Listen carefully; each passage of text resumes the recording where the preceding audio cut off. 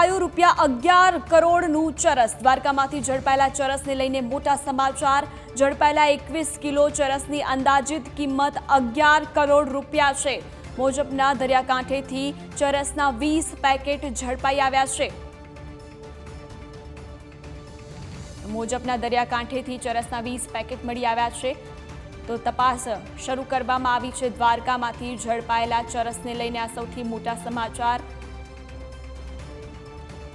તો પહેલા પણ અનેક જગ્યાએથી ડ્રગ્સ પકડાવાનો જે કારસો છે તે ચાલતો આવ્યો છે અને ફરી એકવાર ચરસનો જથ્થો ઝડપાઈ આવ્યો છે। અવારનવાર આ જ પ્રકારના